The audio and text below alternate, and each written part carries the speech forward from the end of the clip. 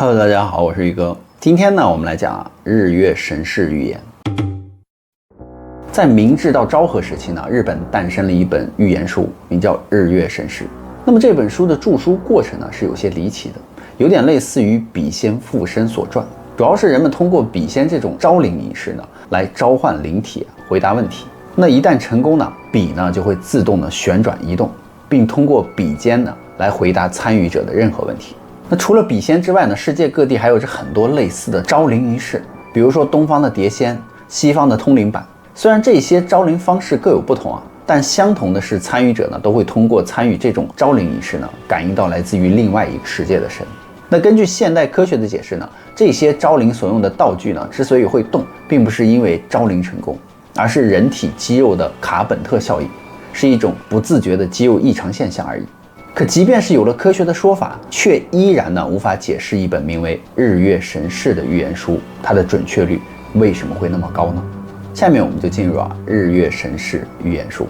日月神事呢是日本僧人冈本天明用了17年的时间，在1961年完成的一本预言书。那整部日月神事呢一共是52卷，最后日本出版了39卷，还有13卷呢出版社想出版当时，但是呢冈本本人说呢自己受到了神的指示剩余的13卷呢是禁止出版的，所以那13卷到底是什么内容，我们都不得而知。所以这本书呢，冈本说并不是自己写的，而是神操纵他的手完成了这些写作。书的内容呢，具体是什么，他自己当时也看不懂，最后就只能在一些译文专家的解读之下完成了复版。所以这本书就有点像是当时的伏尼契手稿，只不过伏尼契手稿跟预言是没有什么太大关系嘛。而冈本天明呢，是二战期间非常有名的一个日本祭司，他是在1897年的2月4日出生在日本的冈山县的。小男孩冈本天明出生在日本的一个富足家庭，当时在日本呢也算是地主阶级了，所以他是含着这个金钥匙出生的。当时他自打落地呢，就不用为了以后的生计发愁。也正是因为如此呢，家人从小就为喜欢画画的这个冈本天明找来了知名的老师。懂事的这个冈本天明呢，也不负众望，年仅17岁的时候就已经开办了属于自己的个人画展。可是好景不长呢，平静的生活在1914年呢被打破了。由于当时家族经商失败呢，导致了家道中落嘛，当时的冈本只有靠出售自己的画作来维持整个家庭的开销。那在冈本的成长经历中呢，他就说自己是有特异功能的。他说自己呢经常听到常人所听不到和看不见的东西，而他管这些东西呢叫做神界的东西。他还把自己的头脑里那些传递给他信息的这些声音呢叫做神之音。而这个神之音到底神到什么程度呢？他说自己长大了之后，在一个神社柱上，当时听到了神的警告。当时这个神就警告他说赶快离开这里，然后他就离开了嘛。结果转眼之间那个神社就让美国给炸了。那从此之后他自己就感觉自己开始与众不同了，所以他就加入了神道教。由于灵性特别突出呢，当时的住持就提拔他为祭司。那神道教呢是日本的民族宗教，特点呢就是信奉天神，叫做天照大神。其实日本的神道教和日本的天皇制度是有关系的，因为日本的天皇呢都自称自己是天照大神的后裔，那日本人呢都认为自己是老天爷的子孙。而神道教的宗教场所呢就叫神社，而道教呢叫道观，佛教呢叫寺庙，伊斯兰教叫清真寺，基督教呢叫教堂，只是不同的名字的叫法而已。那神道教其实就是佛教到了日本之后呢，混合当地本土信仰而形成的一个新的教派。所以神道教里有很多佛教的元素，比如说菩萨也有，佛也有，弥勒佛也有，跟佛教里的概念基本都是一致的。在1944年的4月呢，东京的一个专门研究古代历史的团体呢，当时举办了一场研讨会。由于当时正值是二战期间，团体的领导人决定不再按照惯例呢研究历史，而是使用古老的伏击术呢去窥探未来。那伏击仪式呢，就是从中国传到日本的一种特别古老的仪式。传说这是来自于道教的古老占卜方法。在进行时呢，神明会附身在2个鸡童的身上，并用一种 Y 字形的木笔呢在沙盘中写下信息。此时呢，在一旁的这个审神者就会负责翻译神的指示。人们就用这个办法来试图和神灵沟通获得神谕。当初的日本呢是受到神道教的影响的，是非常迷信伏击仪式。而在开头呢，我们也提到冈本天明就是在他家道中落之后为了更好的赡养父母呢，被一个寺庙的住持发现了冈本的这个天赋，便把他留在了寺庙中担任了代理祭司。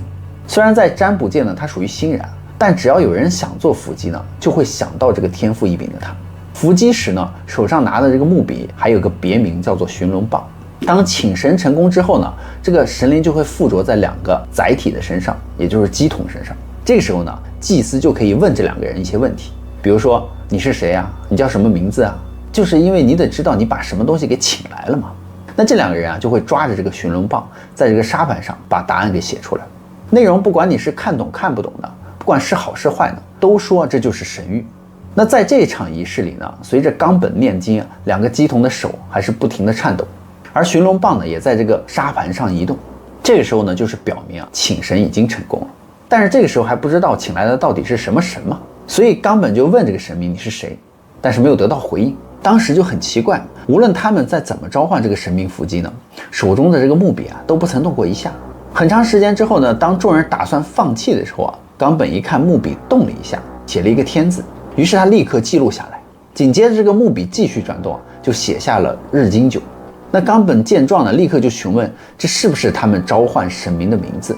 但是却没有得到任何的回答。紧接着他又问了一个更重要的问题他就问您知道2战的结局吗？然后呢，这个木笔居然写下了代表天之日月神的2行字。这2行字呢，代表着日月创世神国长立尊。虽然在场的人都看得懂，但问题是在此之后呢，这个木笔就再也没有动过了。由于这样的事情在之前从来没有发生过嘛，所以大家都觉得这是不祥之兆。因为神呢也是分3、6、9等的嘛，也是有好有坏的。有的神神力是比较高嘛，有的神神力就比较低所以他们就认为这次可能请来的神力是比较低的神。那所以这个仪式呢也就算失败了。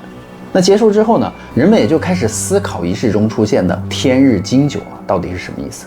而当时谁也没有想到这4个字竟然是一切的答案。根据冈本天明的笔记呢，自从那一次占卜之后呢，他就一直在思考天日经久到底是什么。有一天呢，他就开始猜想这会不会是什么神明的名字又或许是某个地方的地名。但是呢，依然都没有找到答案。直到2个多月之后的一天呢，一位曾经参加当天仪式的人呢，跑来告诉冈本他说他就发现了日本的千叶县有一间名为天日经久的神社。那冈本听后呢，立刻就前往了那里。可到达之后却发现这里并没有什么特别之处当冈本起身打算回去的时候呢，忽然他就看到了这里供奉的是天之日月神的神社。由于在那天的仪式中也出现了这几个字呢，于是冈本就拿出了随身携带的笔记呢，将这个神社想要画下来。可是当冈本刚要下笔开始的时候呢，突然之间就感觉到了强烈的耳鸣，然后眼前一阵眩晕，再有就是一股能量呢，在自己的这个额头之上就开始火烧一样，然后他的双手就开始不停的不受控制的抖动。这种感觉就特别难受，尤其是这个右手呢剧痛不受控制，就开始刷在这个笔记本上胡乱的画。接着呢，他就开始写下了一连串奇怪的文字。根据冈本的说法呢，当时他就认为自己非常的奇怪，毕竟在以往的占卜过程中他负责的只是一般的翻译工作嘛，而现在呢，他却可以像伏击一样开始写字了。但更令他意想不到的是，这样一写呢，居然是6年。在这6年时间里呢，冈本一共写下了36卷连他自己都看不懂的文字。后来经过日本各界的通灵者的翻译呢，就成为了如今的日月神式语言书了。但更为惊奇的是，这本书竟然记录了世界上绝大多数发生的大事件，就连前一阵子安倍遇刺呢都被记录在其中。在日月神式的复试篇当中18帖中有一句话是这样描述的：辛酉呢是一个非常重要的日子，在这之后呢，日子会变得越来越不好过。你们要时刻牢记臣民想要的是什么，因为一无所有的人要比有东西的人更强大。令人不寒而栗的是预言中所提到的辛酉日呢，正是2022年的7月8日了，也就是安倍遇刺的日期。那之后呢，冈本一直都在不受控制的写作，最后呢，在1901年的时候呢，完成了全部的52卷的写作，历时19年的时间。尤其是这本书在2020年之后就变得异常的火热了，因为在2020年之后呢，人们意外的发现他居然还成功预言了新冠，而且他不是用文字的直接写出来，而是给出了一组数字123、345、567。这组数字呢，居然出现在卷宗里面。那里面的预言是这样说的567系统 Miracle， 兽和人的本性区别会展现出来，灵性的洗涤是很重要的。第5年是子年，子年呢在10年的中间是一个关键的节点，然后就没有了。那看到这里大家应该都懵了吧？这写的是什么呀？这都是。其实呢，整本书里的预言大概都是这种句子，那每一句都特别的模糊，所以我们要拆开来看嘛。先看这个567这个数字，因为在日语里呢，567的发音5呢读作 go，6呢读作 roko，7呢读作 nana， 刚好就接近新冠病毒的发音corona。那它567读作 groko nana， 看 corona groko nana， 那这句话它们的发音是很接近的嘛。而且这句话刚好还提到了子年，那最接近子年的就是2020年的庚子年了嘛，正好呢就是新冠爆发的最严重的一年。所以这句话的意思呢，被人们解读就是说，在2020年的前后5年的时间呢，刚好就是人类世界重要的转折点。那也就是说，在明年2025年呢，大概就是最后的期限了。那度过这个关键时间之后又是什么呢？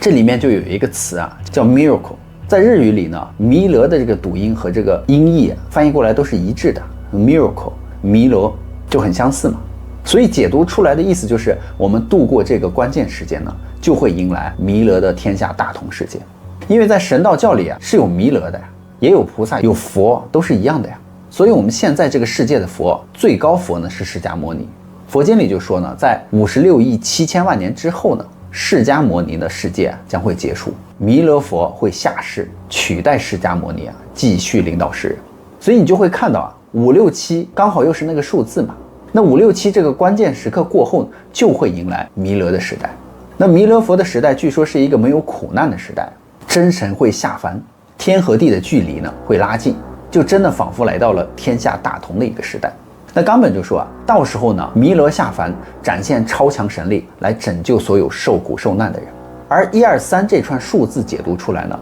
居然和东方有关。那具体什么内容呢？这里就不好说了，大家自己去查吧。而日本人之所以会如此的重视这则预言呢，就是因为日月神事在之前就从来没有出过错。在第2次世界大战期间呢，全球动员接近了1亿名军人参战。由于参战的国家众多呢，为了增强本国的声势呢，在1940年，日本与纳粹德国以及意大利呢签署了德意日3国同盟条约。于是从这一刻开始呢，二战正式就成为了一场由轴心国对抗同盟国的战争。值得注意的是，虽然在这场战争开始的时候呢，美国就表示不会参加第2次世界大战，但是后来呢，美国却因为法国国土呢被日本侵占，从而切断了对日本的石油输出嘛。此时呢，已经杀红眼的日本又怎么可能接受没有石油的日子呢？于是为了掠夺更多资源呢，在1941年，日本就通过航母出动了300多架飞机成功偷袭了美国珍珠港。也正是这次卑劣的偷袭行为美国正式向日本宣战。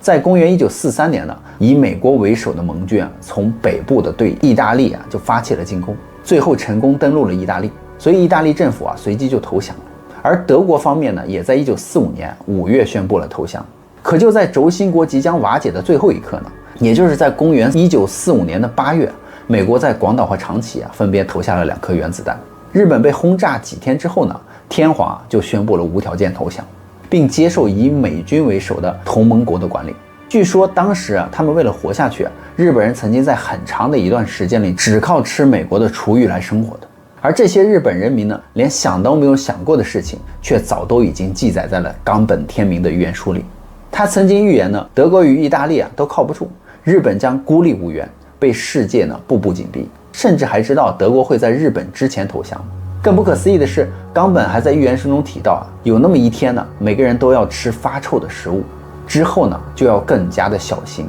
到了那个时候，神的宫殿可能会被攻击或消失一段时间。很大一部分人就认为这一段描述呢，就是日本战败后美国接管的生活。而神的宫殿呢，指的就是供奉明治天皇的神宫。那这座神宫呢，也的确在东京的空袭之中被摧毁，并在1958年重建的，完全的就符合了日月神事的预言。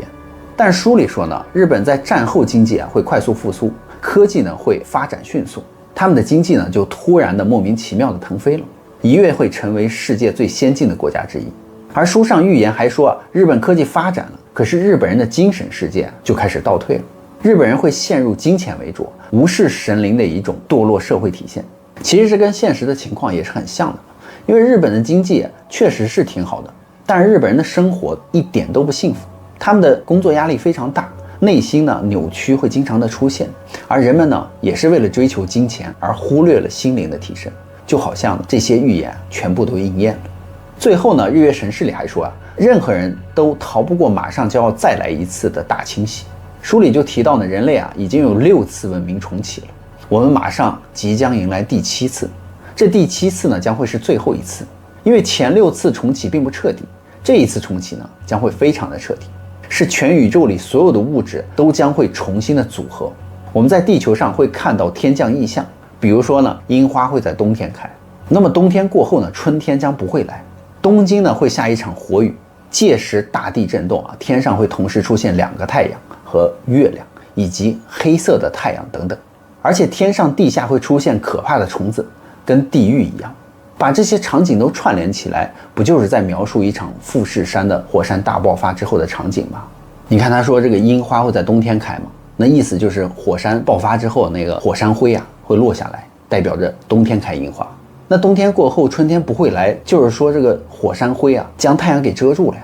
包括东京会下火雨，火山爆发下火雨嘛，大地震动，天上会出现2个太阳2个月亮，也就是说火山爆发的震动会摇晃得很厉害。那黑色的太阳呢，就代表火山灰遮住了太阳嘛，太阳变黑。那书上还说劫难过后呢，所有的宗教都会融为一体，就是没有宗教了，大家都生活在一个合二为一的一个世界当中。不过并不是所有的人都可以度过这个劫难。那日月神事也说其实神灵呢是有正负之分的，人的能量也是有正负之分嘛。那正能量的人就会吸引正能量的东西来找他，而负能量的人就会吸引负能量的东西来找他。所以因为此书不断的命中未来呢，也让越来越多的人就开始思考冈本是到底怎么知道这些未来发生的事情的呢？那冈本曾经在一本书中就描述过自从他参拜完这个天日金九神社之后呢，每当他冥想的时候，身体总能够进入一种模式。那在这种模式下呢，他就会失去对身体的控制权。